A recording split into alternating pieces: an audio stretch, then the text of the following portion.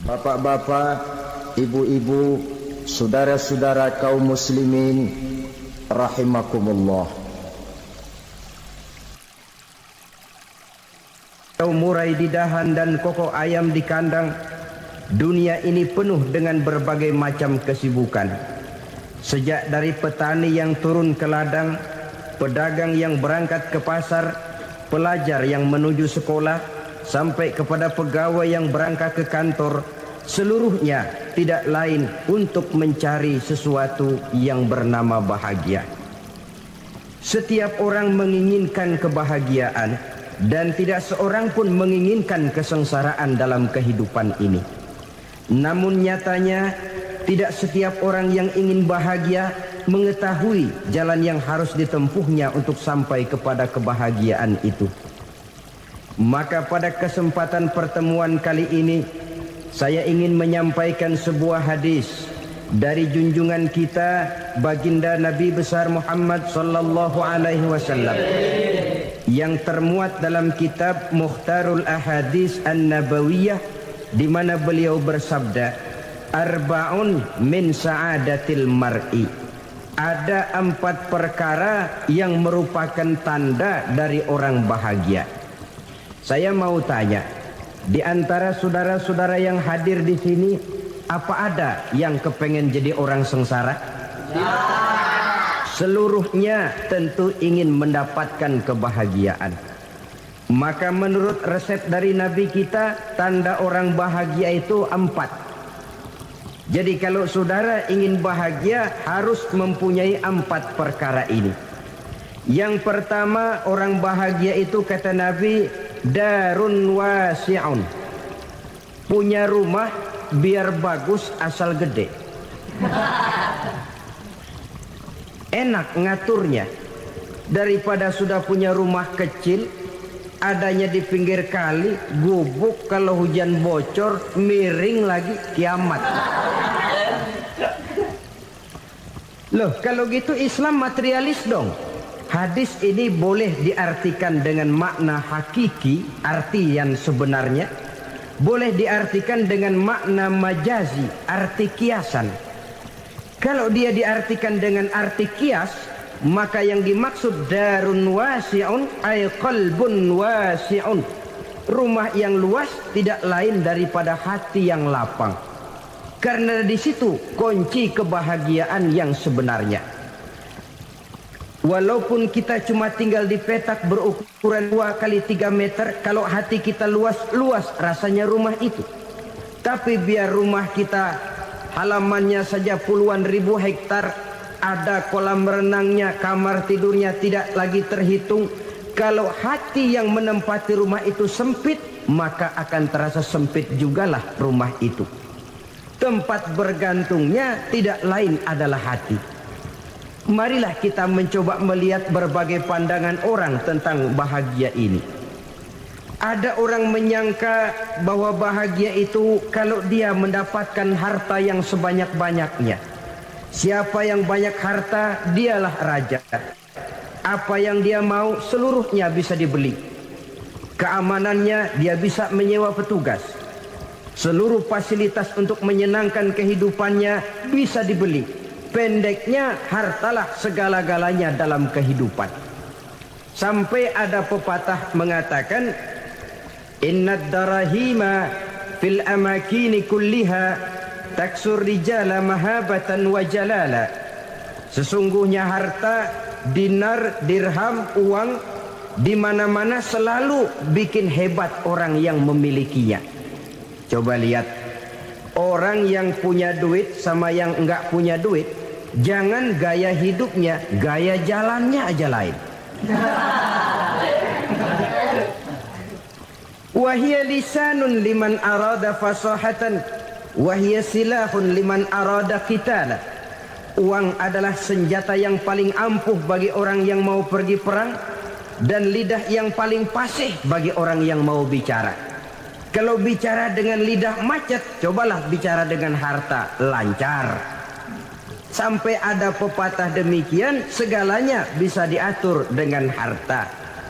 Maka di kalangan orang yang berpandangan semacam itu, seluruh kegiatan hidupnya hanya terfokus kepada bagaimana mengumpulkan harta yang sebanyak-banyaknya. Tidak peduli halal haram, tidak kenal sore pagi siang dan malam, tidak sempat sujud, jauh dari agama, jauh dari kehidupan yang bersifat ruhaniyah, jauh dari Allah dan sebagainya. Sampai dalam Al-Quran dikelompokkan dalam kelompok yang dinamakan lumazah. Allazi jama'a malahu wa 'addadah yahsabu anna malahu akhladah. Mereka mengumpul-ngumpulkan harta sebanyak-banyaknya dan menyangka bahwa harta yang banyak itu dapat mengekalkan hidupnya, mengekalkan kekayaannya, mengekalkan kebahagiaannya. Saudara hadirin yang berbahagia, kalau pandangan hidup ini benar, artinya kalau harta memang merupakan satu-satunya hal yang dapat membuat orang bahagia, tentu di rumah mewah tidak akan pernah ada tangis derita. Tentu di satu tempat di mana fasilitas hidup serba menunjang tidak ada yang namanya penderitaan. Tapi suka dan duka, sedih dan gembira, senyum dan tawa adalah milik setiap orang, baik dia punya harta maupun dia tidak punya harta. Nyatalah bahwa harta semata-mata bukan merupakan jaminan bahwa orang akan bahagia, walaupun tanpa harta orang sulit untuk bahagia. Saya mau cerita, ada orang super kaya, namanya Aristotle Onesimus, raja tanker Yunani.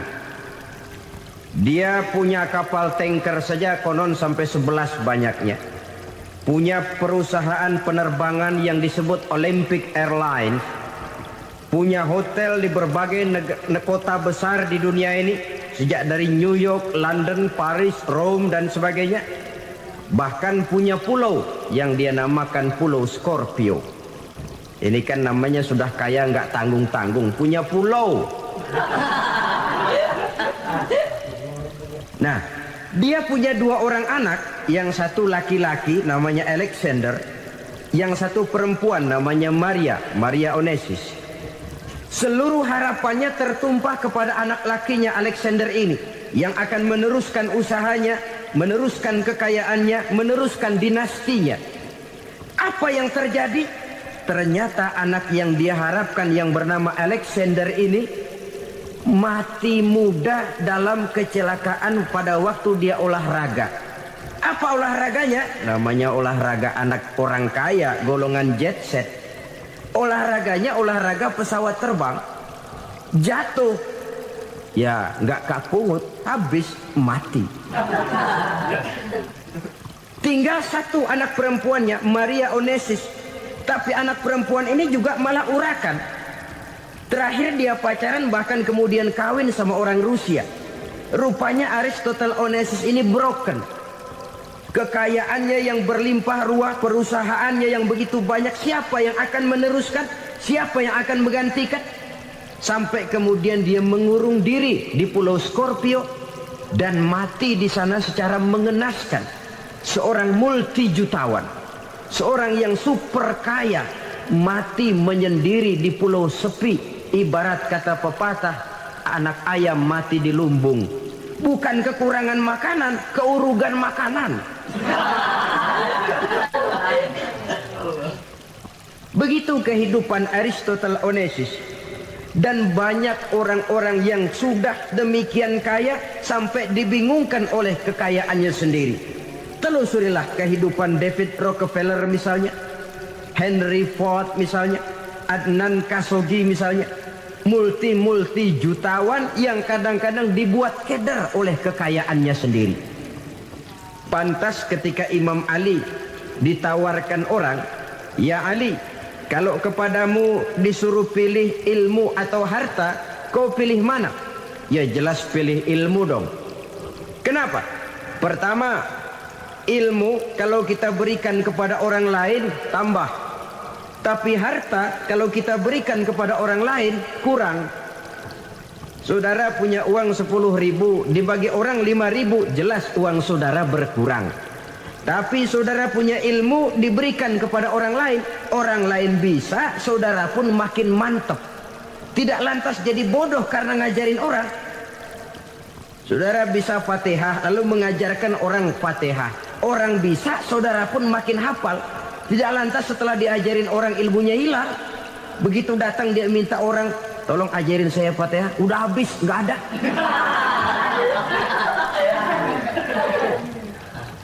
Yang kedua kata Imam Ali, ilmu menjaga kita.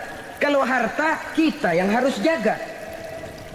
Makin banyak ilmu makin terpelihara diri seharusnya. Tetapi makin banyak harta makin bingung kita jaganya. Sampai kadang-kadang kalau perlu seluruh keliling rumah dipasangi alarm. Belum cukup disewakan anjing besar-besar, pasang di depan pintu, awas anjing galak.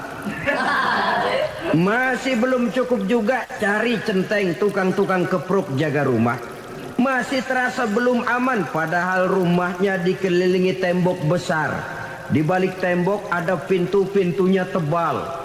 Di balik pintu itu terbuka masuk kamar, kamar pun ada pintunya pun kuat. Masuk ke dalam kamar ada lemari, lemarinya pun pintunya kuat, dikunci, kuncinya pun kuat. Tapi tahap seluruhnya yang timbul cuma sekedar was-was saja. Kesimpulannya sekali lagi, tanpa harta orang memang sulit untuk bahagia. Tapi harta semata-mata tidak merupakan jaminan orang akan bahagia. Dengan hati yang luas, itu modal utama untuk mencapai kebahagiaan hidup. Orang yang hatinya luas, saudara-saudara, punya hati yang lapang, melihat kenyataan hidup ini, dia bersyukur senantiasa kepada Allah. Lantas tidak timbul hasud dan iri hatinya. Oleh karena itu, jiwanya selalu lapang. Kalau tidak, cupik hati namanya. Dangkal pandangan, tidak senang melihat orang lain dapat nikmat, dan itu sering dijadikan contoh. Kalau orang yang lapang dada, dia lihat tetangganya beli TV baru, dia berkata, alhamdulillah ya, tetangga kita beli TV, mudah-mudahan kita bisa ikut nonton. Lapang dadanya. Tapi orang yang sempit hati, lihat tetangga beli televisi, meriang. Enggak dia apa-apain, meriang. Besoknya dengar tetangga beli motor, makin sakit, ke rumah sakit. Lalu di rumah sakit dengar tetangganya beli mobil, mati. Disiksa oleh perasaannya sendiri. Orang kalau hati sudah sempit dalam hidup, kemanapun dia pergi, sempit rasanya medan kehidupannya. Kemudian kita melihat juga ada orang yang menilai bahwa bahagia itu katanya kalau punya kedudukan yang tinggi, pangkat yang agung, wibawa yang besar. Mungkin betul, tapi mungkin juga tidak. Bergantung kepada hati orang yang punya pangkat itu. Sama dengan harta tadi. Harta akan membawa bahagia kalau dia jatuh ke tangan orang yang berhati lapang. Tapi harta akan jadi bencana kalau jatuh ke tangan hati orang yang sempit. Pangkat akan membawa bahaya kalau jatuh di tangan hati orang yang sempit. Lebih dari itu, kenyataan mengajarkan kepada kita bahwa ternyata pangkat dan jabatan tidak selamanya memberikan kebahagiaan dalam kehidupan. Bahkan resikonya kelewat besar. Beberapa bukti kita bisa ambil dari para pemimpin dunia yang menjadi korban lantaran pangkat dan jabatan yang disandangnya. Saudara ingat Presiden Abraham Lincoln dan John Kennedy dari Amerika? Dibunuh orang. Park Chung-hee dari Korea Selatan, Ziaur Rahman dari Bangladesh, Anwar Sadat dari Mesir, terakhir Indira Gandhi dari India, menjadi korban dari pangkat dan jabatan yang disandangnya dari orang-orang yang tidak senang dia memegang jabatan itu. Dia akan mudah mengundang bencana. Sehingga pantas kalau seorang presiden terkemuka Amerika, Harry Truman namanya, dia mengatakan jabatan presiden itu, kata dia, seperti orang nunggang macan, naik macan. Harus kita taiki, kalau enggak dia bakal nerekam kita. Ngeri katanya. Adapun orang yang hatinya lapang, kalau dia menerima pangkat dan jabatan, dianggapnya itu satu kesempatan untuk berbuat baik. Tapi orang yang berhati sempit, menerima pangkat dan jabatan, bukan kadang-kadang menerima, malah berusaha setengah mati mencapai dengan segala cara. Kalau perlu jilat atas, jilat atas. Jadi golongan sumuhun dawu. Jadi kelompok kulon nuwun. Yes sir. Yang kerjanya cuma oke bos. Kalau perlu jilat atas, jilat atas. Kalau perlu injak yang bawah, injak yang bawah. Perlu sikut kiri kanan, sikut kiri kanan. Yang penting pangkat dapat, jabatan dapat. Orang yang semacam ini, kalau sudah mempunyai pangkat dan jabatan, biasanya dia tidak menganggap itu sebagai amanah, tidak menganggap sebagai kesempatan berbuat baik, tapi malah kesempatan untuk memperturutkan hawa nafsunya yang dilatar belakangi oleh kesempitan hatinya tadi. Apalagi kalau orang memperoleh pangkat karena banyak mengeluarkan uang. Seakan-akan pangkat dan jabatan itu sekarang macam proyek, pakai tender. Siapa yang berani bayar segini, naik. Nggak berani, minggir. Padahal logikanya, kalau orang mencapai satu jabatan karena banyak mengeluarkan uang, hampir bisa dipastikan bahwa setelah jabatan itu dia pegang, langkah pertama yang akan dilakukannya ialah berusaha bagaimana uang yang dia keluarkan supaya kembali. Ya paling kurang pulang modal dulu dong. Soal mikirin rakyat soal nanti, tapi ini modal harus pulang. Itu celakanya kalau orang memperoleh pangkat dan jabatan cuma karena banyak mengeluarkan uang. Jarang orang yang mempunyai keyakinan dan pandangan bahwa pangkat dan jabatan merupakan amanah. Jadi sekali lagi, pangkat dan jabatan mungkin saja membawa kebahagiaan kalau jatuh ke tangan orang yang berhati lapang. Tapi bisa jadi bencana kalau dia jatuh ke tangan orang yang mempunyai hati yang sempit. Dan lagi-lagi stresnya hati yang lapang. Lalu sebagian orang, saudara, ada yang berpandangan katanya bahagia itu kalau jadi orang terkenal, mempunyai popularitas, menjadi idola di kalangan remaja, di kalangan orang tua, di segala lapisan masyarakat. Padahal makin populer orang makin terikat dia. Ya kalau macam kita ini kan nggak punya nama, nggak populer, tengah malam buta mau nongkrong di warung Tegal aman. Tapi pangkat, jabatan, kedudukan, popularitas menyebabkan kita diikat dengan berbagai macam peraturan. Cuma mandi sama ke WC saja yang nggak dikawal.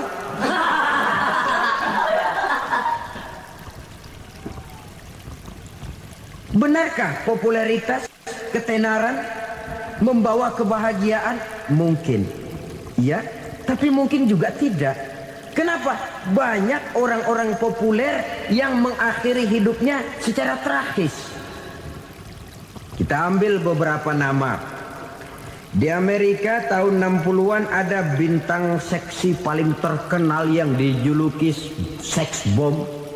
Bom seksi. Sampai sekarang jadi legenda, namanya Marilyn Monroe. Singkatan doublenya itu inisialnya MM, Marilyn Monroe. Terkenal, top, sampai dia mati tahun 62. Namanya sekarang masih saja dibicarakan orang. Kenapa dia bunuh diri? Tidak punya hartakah dia? Banyak. Kurang populerkah dia? Seluruh dunia mengenalnya. Sejak rakyat kecil sampai pejabat tinggi dia punya hubungan. Kenapa? Jenuh. Dia terlahir dalam keadaan yatim. Setelah itu tidak lama dia berangkat remaja, ibunya meninggal. Pindah dari wanita asuh ke wanita asuh sampai 12 orang ibu angkatnya. Dan kekecewaan yang paling parah, setiap laki-laki yang dekat dengannya hanya seperti kapal berlabuh. Datang dan pergi silih berganti, padahal dia merindukan seseorang yang bisa melindungi hidupnya. Dia rindukan itu dan dia tidak pernah menemukan. Itu yang akhirnya menyebabkan dia minum pil tidur kelewat dosis, minum obat tidur kebanyakan, ya tidur terus sampai sekarang.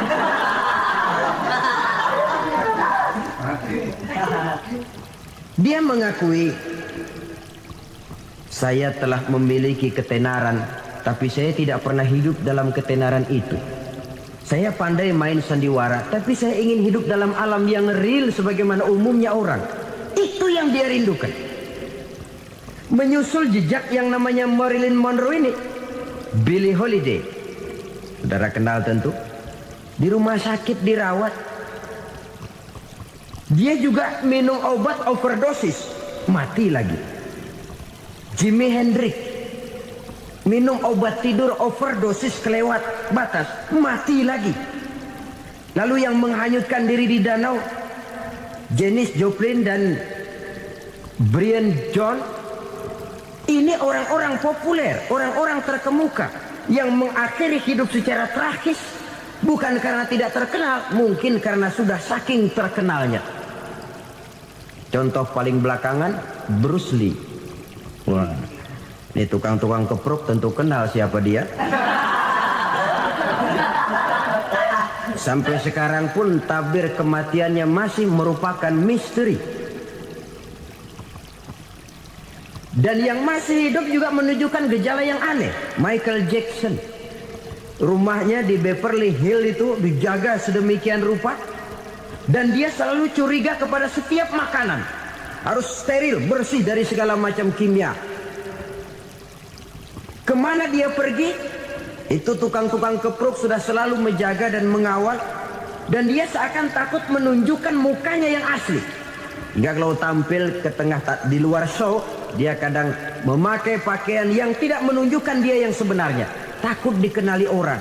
Ternyata popularitas sering jadi momok yang meracuni kehidupan manusia. Oleh karena itu, benarlah junjungan kita pada saat beliau mengajarkan orang akan bahagia kalau dia mempunyai hati yang lapang. Nah, sekarang masalahnya untuk mendapatkan hati yang lapang, caranya bagaimana? Kita kembali kepada konsep Quran.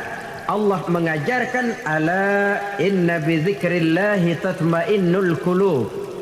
Ketahuilah bahwa dengan banyak mengingat Allah, hati akan tenang, jiwa akan lapang. Dengan kata lain, dekat dengan agama, merasakan kehadiran Allah dekat dalam hidup.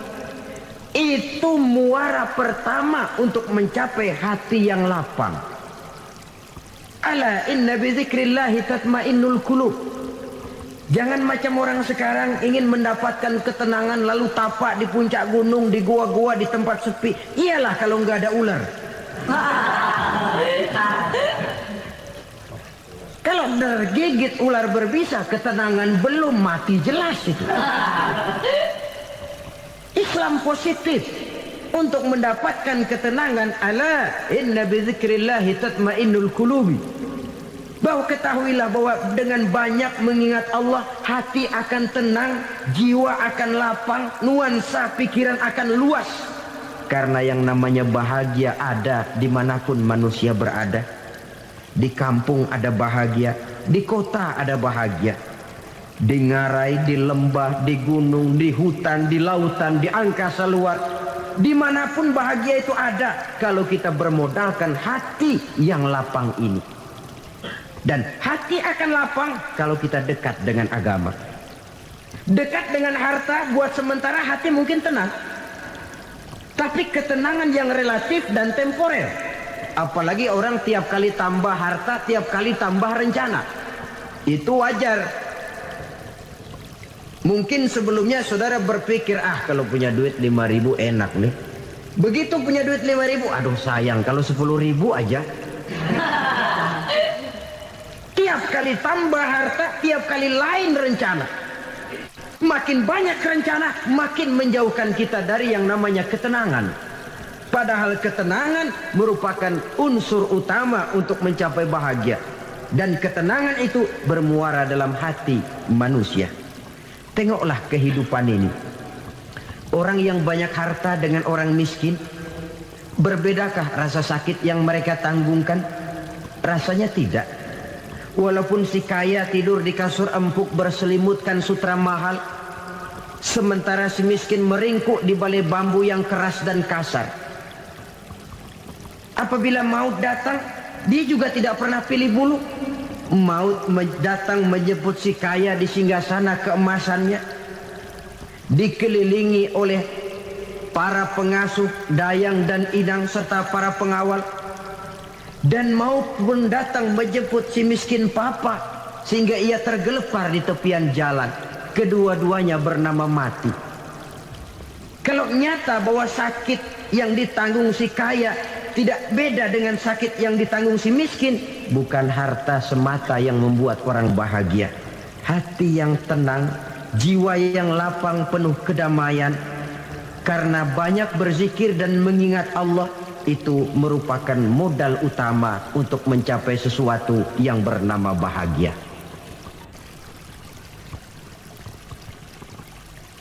Saudara hadirin yang saya hormati, inilah yang pertama dari 4 ciri yang digambarkan oleh Nabi tentang tanda-tanda orang bahagia. Dan harus berangkat dari yang pertama ini, hati yang lapang. Ini yang harus kita miliki lebih dahulu. Baru nanti akan menyusul kepada poin yang ketiga, kedua, dan selanjutnya. Sebab kalau hati sudah terisi dengan jiwa yang lapang, seluruh persoalan insya Allah akan bisa kita atasi dengan sebagaimana mestinya.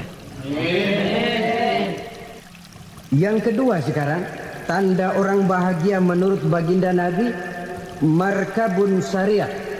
Orang bahagia itu, kata beliau, punya kendaraan biar cepat asal lancar. Artinya kemana dia mau pergi mudah.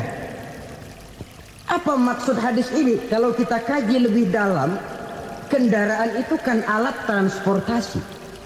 Transportasi tidak lain adalah usaha memudahkan komunikasi. Pindah dari situ kepada teori bahwa manusia adalah zon political, makhluk bermasyarakat yang tidak bisa memenuhi kebutuhan hidupnya secara sendirian. Kita memerlukan keberadaan orang lain dalam kehidupan ini. Untuk memakai baju saja kita sudah perlukan petani yang tanam kapas, pabrik yang memintal kapas jadi benang, pabrik yang menenun benang jadi kain, sampai kepada mesin jahit, sampai kepada tukang jahit. Itu cuma untuk memakai pakaian saja. Tidak seorang pun di antara kita yang sanggup memenuhi kebutuhan hidupnya secara sendiri. Kita perlu orang lain. Maka kebebasan dalam arti mutlak, kebebasan tanpa batas, itu tidak mungkin ada dalam kehidupan. Karena kita mengadakan yang disebut interaksi sosial. Setiap kegiatan kita tentu melibatkan orang lain. Menurut kita barangkali kita bebas jalan di jalan raya semaunya, tapi orang lain berkendaraan pun merasa bahwa ini ada juga jalan haknya, dan begitu selanjutnya. Oleh karena itu, maksud dari kendaraan yang cepat ini adalah khulatuhu ma'as solihin. Lingkungan pergaulannya terdiri dari orang-orang soleh. Pergaulannya luas. Kemana dia pergi ada temannya. Kesulitannya ada tempat dia cerita. Dan kesulitan kalau sudah diceritakan kepada orang lain, taruh kata orang itu tidak bisa menolong, namun menceritakannya kepada orang yang kita percayai, kan paling kurang sudah mengurangi beban jiwa, mengurangi tanggungan batin, merasa masih ada tempat kita cerita. Maka lebih baik orang awam yang mau bergaul ketimbang orang setengah alim tapi ngunci pintu. Sebab nantinya akan timbul sikap picik, cupik pandangan, dan tidak luas menghadapi kenyataan dalam kehidupan ini. Namun yang harus kita garis bawahi, pergaulan memang mesti luas. Namun jangan sekali-kali lupa, bahwa pergaulan sangat besar pengaruhnya dalam ikut membentuk kepribadian manusia. Sehari-hari bisa kita bilang, kalau kita dekat sama tukang minyak wangi, sekalipun nggak dibagi minyaknya, baunya tentu dapat. Betul? Tapi dekat sama tukang elas, walaupun nggak kena apinya, asapnya mesti kena. Kalau Syauqi mengatakan lebih jelas lagi, man asyaral asrafa asa musyarrafan wa muasyiral anzali ghairu musyarrafin. Awalam taral jildal hakira muqabbalan bisagri lamma sara jildal mushaf. Siapa yang bergaul dengan orang mulia, dia bakal ikut menjadi mulia. Tapi siapa yang berteman dengan orang hina, dia tidak bakal ikut menjadi mulia. Tidakkah kau lihat, kata Syauqi, kulit kambing yang hina pun dicium orang ketika menjadi kantong Quran. Kulit kambing hina, kalau dia sendirian gak ada yang mau cium. Tapi begitu dia bergaul dengan Quran, menjadi kantong Quran, dipakein minyak wangi, ditaruh di tempat yang tinggi, mau diambil dicium dulu, dibawa dengan penuh hormat dan hati-hati. Kulit kambing yang hina lantaran berteman dengan Quran, numpang mujur. Tapi coba lihat kalau kulit kambing berteman dengan kayu, jadi beduk, habis. Zohor dikemplang, asar dipukul. Itu pun sedikit saja, cuma salah milih teman. Yang temannya Quran dihormati orang, yang temannya kayu lantaran jadi beduk, gelap-gelap subuh orang udah kemplangin.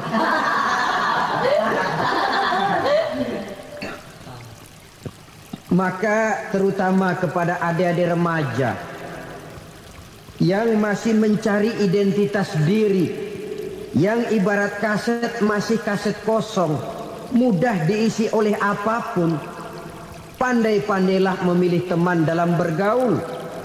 Karena banyak orang yang tadinya baik-baik, ketika terseret dalam pergaulan dengan orang yang tidak baik, kebaikannya menjadi lentur dan luntur. Tapi berapa banyak bajingan-bajingan tengik, orang-orang yang berlumur noda dan dosa, tiap hari melakukan maksiat, namun bergaul dengan orang yang baik-baik, pada akhirnya sedikit demi sedikit beringsut dan berangsur dia terbiasa mengikuti kebaikan-kebaikan. Saya tekankan ini kepada remaja karena mereka masih mencari identitas diri. Apa yang mereka lihat mereka mau, apa yang mereka dengar mereka ingin tahu. Coba lihat kehidupan remaja.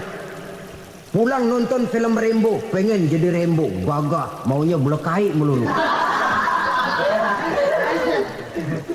Pulang nonton film Superman, pengen bisa terbang. Pulang nonton India, nyanyi melulu. Wajar, mereka masih mencari identitas diri. Saya ini sebenarnya siapa?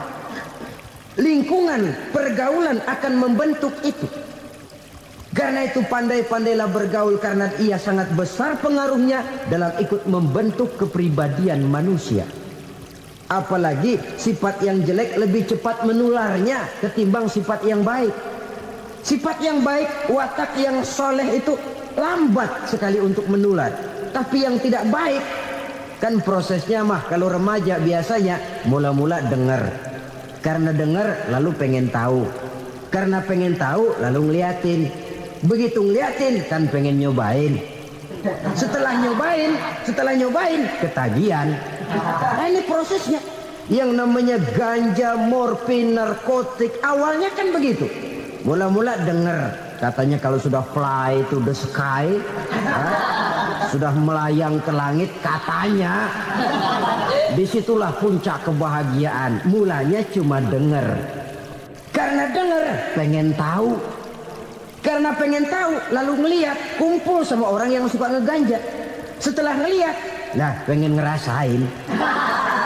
Begitu ngerasain enak juga, ketagihan. Kalau sudah ketagihan jadi penyakit kronis, bisa merembet kepada yang lain. Iya, kalau orang tuanya mampu untuk beli morfin, beli ganja. Kalau tidak kan pikirannya ngayap. Jemuran siapa ya gue sambet. Timbullah perbuatan-perbuatan negatif yang bermula dari salah pergaulan. Apalagi buat adik-adik remaja yang tinggal di kota-kota besar, yang pengaruh budaya, pengaruh kesenian, pengaruh struktur kehidupan yang nampak makin individualistis, di mana persaingan tajam, tensi ekonomi tinggi, orang mudah mengalami stres. Pandai-pandailah dalam bergaul, sekali lagi, karena ia sangat besar pengaruhnya dalam ikut membentuk kepribadian manusia. Orang bahagia punya kendaraan yang cepat, artinya punya pergaulan yang luas, dan lingkungan pergaulannya terdiri dari orang-orang yang soleh. Kemana dia pergi ada teman, kesulitannya ada tempat dia cerita. Tapi kalau sudah menyendiri, hidup sendiri, kesulitan dipikiri sendiri, bisa mati belum waktunya. Tidak ada tempat berbagi rasa, tidak ada tempat bercerita, tidak ada tempat mengurangi beban dalam kehidupan. Pantas betul kalau Islam sangat menggalakkan dan menganjurkan orang kalau sudah sampai waktunya itu untuk melangsungkan nikah. Kata Nabi, ya ma'syaras syabab man istata'a minkumul ba'at falyatazawwaj. Hai para pemuda, kalau sudah mampu memberi nafkah, kawinlah, nikahlah kamu. Kenapa? Sudah ada teman hidup, tempat berbagi rasa. Kesulitan kalau ada tempat cerita akan lebih ringan ketimbang kita telan sendiri, walaupun bobot kesulitannya sama beratnya. Saudara-saudara kaum muslimin rahimakumullah, inilah ciri yang kedua, punya kendaraan biar cepat asal lancar. Kemana kita mau pergi gampang. Dengan kata lain, setelah hati yang luas, pergaulan yang luas. Dua. Yang ketiga sekarang, tanda orang bahagia itu menurut Nabi, misbahun mudhi'un, punya lampu yang terang. Oh, itu enggak problem. Sekarang sudah zamannya listrik masuk desa, Pak. Lampu sudah terang semua. Betul, kalau itu yang dimaksud. Tapi tidak cuma itu. Karena lampu yang dimaksud di sini, lampu yang akan menerangi seluruh perjalanan hidup. Dan perjalanan hidup itu sudah dimulai sejak kita terlahir ke alam ini, sampai masuk ke alam barzakh, kumpul di padang mahsyar, sampai ke akhirat. Lampu yang menerangi itu yang diperlukan. Kalau lampu, katakanlah yang paling top sekarang kan lampu jenis Mercury. Taruhlah itu di rumah kita, dia cuma menerangi rumah kita. Menerangi hati pun tidak sanggup. Bila kita masuk ke alam barzakh, alam kubur, sanggupkah si Mercury yang begitu terang menerangi alam barzakh kita? Tidak sanggup lagi. Sanggupkah lampu yang ratusan watt, bahkan puluhan ribu watt menerangi kehidupan di padang mahsyar? Tidak akan sanggup lagi. Kalau demikian, yang dimaksud lampu yang terang di sini apa? Tidak lain amal soleh, kebajikan yang kita lakukan dalam hidup. Itu yang akan jadi lampu penerang. Di dunia nama kita akan terang. Jasad kita boleh hancur terkubur tanah, tapi nama kita akan dikenang orang. Begitulah kalau orang meninggalkan kebajikan dalam hidup seperti sekarang. Ribuan orang tiap saat berziarah ke kubur Imam Syafi'i, ke kubur Imam Malik, ke kubur Imam Ghazali, ke kubur orang yang baik-baik, orang yang soleh-soleh. Kebajikannya yang ditinggalkan, yang mengukir namanya dengan tinta emas. Sehingga saudara sudah terbaring di alam kubur, orang lewat, Allah, ini kuburannya Fulan bin Fulan, dulu ini kebaikannya Masya Allah, saya ikut merasakan. Mari kita mampir sebentar, kita Fatihah. Mohon disampaikan Allah pahalanya kepada almarhum. Al-Fatihah. Itu kalau orang baik-baik. Lalu saudara tanya, Pak, orang mati dikirimin Fatihah apa nyampe pahalanya? Saya jawab, kalau saudara nggak percaya, mati dulu dah. Nanti saya Fatihain, tungguin di sana. Umpama nggak sampai, balik lagi kemari. Sekarang ini kan maunya otak-otakan saja. Kalau nggak masuk otak, nggak percaya. Padahal alam gaib itu nggak bisa diotak-otakin. Sama saja dengan saudara pernah dengar cerita kapal tanpa emas tenggelam kan? Pernah nggak? Di mana? Ya, di laut Masa Lembo. Begitu ketampung Mas tenggelam, ratusan penumpang itu terjun ke laut, dipermainkan gelombang, berjuang menghadapi maut itu. Orang lagi timbul tenggelam di lautan, dihantam ombak, kita tengokin pakai helikopter. Pak, lagi timbul tenggelam ya? Iya, tolongin. Jangan khawatir Pak nih, saya kirim intan Pak, harganya 10 juta. Kira-kira orang yang timbul tenggelam di laut seneng nggak? Tidak. Kan mahal toh intan 10 juta. Kenapa dia nggak senang? Karena intan 10 juta dalam kondisi seperti itu tidak sanggup menyelamatkan dia. Dia akan girang kalau dikirimin ban mobil bekas, dikirimin papan terentang atau bambu. Intan yang 10 juta dia nggak girang. Ban mobil bekas yang 1000 perak, tuh pegang, itu yang dia girang betul. Inilah sebabnya Nabi berkata, mal mayyitu fi qabrihi illa kal ghariqil mutaghawwis. Orang yang meninggal di alam kuburnya seperti orang timbul tenggelam di lautan. Yantaziru da'watan min ahli, menunggu doa dari keluarganya yang masih hidup. Duh, bapak saya sudah meninggal, saya sayang benar sama dia. Kirimin kulkas ke kuburannya Itu sama saja dengan tadi orang tenggelam di lautan dikirimi intan yang harganya 10 juta, tidak sampai. Begitulah kalau kebajikan yang kita tinggalkan dalam hidup, sudah mati pun kubur kita masih diziarahi orang.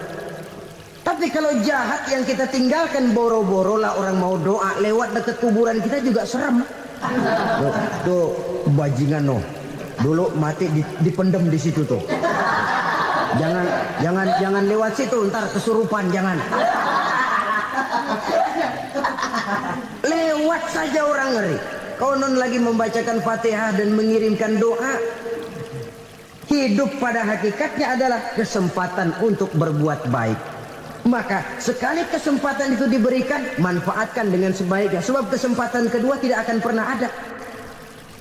Kesempatan berbuat baik di sini, di akhirat sudah pembalasan namanya. Sekali kesempatan itu dicabut, dia tidak akan pernah dikembalikan lagi. Kata Iqbal, hidup tidak mundur ke belakang, Bung. Berhenti diinjak orang, mundur hancur. Tidak ada kata mundur dalam hidup ini. Berhenti diinjak orang, mundur kecebur. Tidak ada kata lain, harus maju dalam kehidupan dalam artian yang positif. Hidup adalah kesempatan untuk mengumpulkan kebajikan yang sebanyak-banyaknya. Di situ nilai daripada manusia. Sekarang ini memang nggak kelihatan kok, orang yang banyak pahala sama yang banyak dosa nggak kelihatan kok. Barangkali kalau habis bikin dosa palanya pada benjol, mungkin orang takut sama dosa. Tapi sekarang sama saja, orang yang banyak dosa dengan yang nggak banyak dosa jalan bareng dari belakang, sama, nggak kelihatan beda. Tapi ada waktunya di mana pahala memegang peranan, di mana dosa diperlihatkan. Sama saja kalau kita bawa mobil siang, lampu kan nggak begitu berfungsi. Apa lalu bilang, alah ini lampu berat-beratin, copot-copotin aja dah. Tidak perlu begitu. Kenapa? Pada satu saat malam senja akan datang. Bila matahari terbenam, senja pun datang, gelap mulai merayap, disitulah baru terasa perlunya lampu. Pahala begitu. Sekarang orang yang nggak ada pahalanya nggak kelihatan dalam kehidupan. Tapi pada satu saat senja kehidupan akan datang. Ajal merenggut nyawa, malam merayap, dan hidup mulai diliputi kegelapan di alam barzah. Dikala itu kalau nggak punya lampu, alangkah malangnya kita. Sebab amal yang baik, kata Nabi, di alam barzah itu akan diciptakan menjadi perempuan yang cantik menemani kita. Amal yang jahat akan menjadi orang yang paling jelek nemenin kita. Udah di tempat gelap yang nemenin jelek.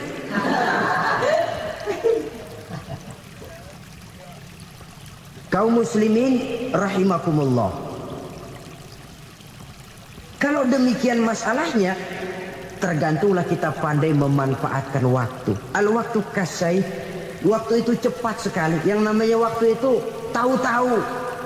Tahu-tahu udah tahun 87. Tahu-tahu udah begitu. Tahu-tahu yang kemarin anak-anak, sekarang udah pada punya anak. Tahu-tahu saja itu. Begitu cepat waktu berlalu. Kalau tidaklah pandai kita memanfaatkannya, akan rugi kita. Nabi bersabda, "Man kana yaumuhu khairun min amsihi fahuwa rabih." Barang siapa yang hari ini lebih baik daripada hari kemarin, itu orang untung. Hari ini lebih baik daripada kemarin. Bulan ini lebih baik dari bulan kemarin. Tahun ini lebih baik dari tahun kemarin. Itu orang yang beruntung. Tahun kemarin sembayangnya maghrib doang, sekarang udah tambah isya. Tahun kemarin cuman Idul Fitri aja ngancem bener. Sekarang udah tambah Jumat. Lalu tambah lagi maghrib, tambah lagi isya, dan selanjutnya. Hari ini lebih baik daripada kemarin, itu orang yang beruntung. Wa man kana yaumuhu mislu amsihi fahuwa khasir. Lalu barang siapa yang hari ini sama saja dengan hari kemarin, itu orang rugi. Hari ini sama dengan kemarin, rugi itu. Bulan ini begitu, bulan kemarin begitu. Tahun ini begitu, tahun lalu juga begitu. Rugi itu orang. Rugi apa? Rugi umur. Umur tambah, amalan gak pernah tambah. Dan saya pikir lebih merupakan azab ketimbang nikmat kalau orang dikasih panjang umur cuma untuk numpuk dosa. Mending mana? Panjang umur banyak dosa sama pendek umur dikit dosa. Mending mana? Mending mana? Ya, paling mending tentu panjang umur banyak pahala. Tapi kalau tidak, sekali lagi, lebih merupakan azab ketimbang nikmat kalau orang diberikan panjang umur tapi cuma untuk sekedar menumpuk dosa. Kehilangan kesadaran bahwa dunia bukan terminal akhir dari satu perjalanan. Dia cuma halte di mana kita berhenti sebentar untuk menuju kepada terminal yang hakiki. Saudara-saudara kaum muslimin rahimakumullah. Inilah lampu yang akan menerangi kehidupan. Amal yang kita lakukan di dalam kehidupan. Jadi yang dimaksud dengan lampu yang terang, kebajikan yang kita kerjakan dalam hidup. Nah, setiap orang di awal tadi saya bilang ingin bahagia. Bahagia itu kan hakikatnya kumpulan senang dan selamat. Senang, selamat. Apa bedanya? Senang tapi tidak selamat, nggak bahagia. Selamat tapi nggak senang, nggak bahagia orang. Contoh, kalau orang korupsi, duitnya banyak, senang dia, tapi keselamatannya. Ada tentara baris di samping rumahnya udah bingung, padahal tentara latihan. Tentara cuma latihan, dia bingung. Senang, tapi karena keselamatannya tidak terjamin, dia tidak bahagia. Sebaliknya pegawai negeri jujur benar cuma segaji-gajinya. Selamat gak korupsi tapi melarat, ya gak bahagia juga, kurang senang. Kesenangan dan keselamatan untuk dunia saja. Ya, sekali lagi, kalau cuma sekedar untuk dunia saja, bisa dibeli pakai uang. Bisa dibeli pakai uang. Saudara ingin selamat, bisa dibeli pakai uang. Saudara ingin senang, bisa dibeli dengan uang. Tapi setelah mati masuk ke alam barzah, habis kekuasaan uang. Gak bisa lagi beli keselamatan pakai uang. Tidak mungkin lagi membeli kesenangan dengan uang. Di situ pahala yang megang peranan. Makin banyak pahala, makin banyak saham untuk membeli kesenangan dan keselamatan, untuk memperoleh yang namanya bahagia. Dan jangan lupa loh, di alam barzah kita gak sebentar menunggu datangnya kiamat. Loh iya, kalau kita begitu dikuburin terus kiamat datang, untung. Tapi kalau masih harus 1000, 2000, puluhan ribu tahun yang akan datang, dalam satu penantian yang begitu lama, tanpa saham untuk memperoleh kebahagiaan, satu kemalangan yang tidak ada pernah putus-putusnya. Janganlah tergelincir oleh kebahagiaan sebentar yang menipu dengan mengorbankan kebahagiaan hakiki yang berjangka panjang.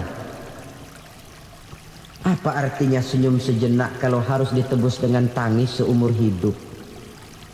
Biarlah kita minum jamu, pahit memang, getir memang, tapi kan besok badan sehat. Daripada sekarang minum sirup, manis memang, enak memang, tapi bibir pada jontor besoknya. sirawan, batuk, nggak karu-karuan. Banyak orang tertipu oleh kesenangan yang sebentar. Padahal laisa kullu ma yalma'u zahaban. Belum tentu semua yang berkilat itu emas. Belum tentu semua yang gemerlap itu intan. Karena itu, marilah manfaatkan kesempatan yang diberikan Allah ini untuk mengumpulkan kebajikan yang sebanyak-banyaknya. Yang terakhir sekarang, yang keempat, tanda orang bahagia kata Nabi. Zaujatun salihah. Orang bahagia itu tanda yang keempat kata Nabi, punya istri biar cakep asal taat. Sudah surga itu kita. Cakep taat. Istri kayak gitu, kalau belum mati jangan dikuburin dulu. Sudah cakep taat lagi. Tapi kadang-kadang enggak, udah jelek ngadat melulu. Apa yang mau dipilih? Sebab itu Quran mengatakan istri pakaian untuk suami, suami pakaian untuk istri. Kenapa suami istri diibaratkan pakaian? Alangkah tingginya gaya bahasa Quran ini. Suami istri teman hidup, hidup perjalanan panjang. Sejak kita dalam rahim sudah ada hidup kan di sini. Sampai ke alam dunia, masuk ke alam barzah, kumpul di padang mahsyar, sampai menuju akhirat, itu perjalanan hidup. Carilah istri atau suami teman hidup yang membawa manfaat tidak hanya kehidupan di dunia ini, sampai di alam barzah, sampai di padang mahsyar. Suaminya mungkin meninggal lebih dulu atau istrinya mungkin meninggal lebih dulu. Tapi suami atau istri yang masih hidup berbuat kebajikan. Suami saya meninggal, ada hartanya, saya sedekahkan, niat pahala untuk almarhum suami saya. Ini teman hidup. Tidak dibatasi dan tidak bisa dipisahkan oleh maut sekalipun. Zohirnya mungkin pisah, badannya mungkin pisah, tapi hatinya, jiwanya, kebersamaannya dalam menghadapi kehidupan. Karena itu, saudara-saudara, bahasa Quran indah. Suami istri diibaratkan seperti pakaian. Apa fungsi pakaian? Pertama, pakaian jadi kebanggaan. Artinya, suami harus menjadi kebanggaan istri, istri harus jadi kebanggaan suami. Yang kedua, pakaian itu kan fungsinya menutup aurat. Artinya, sesama suami istri harus saling menjaga kekurangan masing-masing. Jangan malah sesama suami istri saling membongkar rahasia dan aibnya sendiri-sendiri. Istrinya diceritain jeleknya di mana-mana, atau suaminya dibongkar rahasianya di pasar umum. Itu sudah tidak lagi berfungsi sebagai pakaian. Kenapa semua ini diperlukan?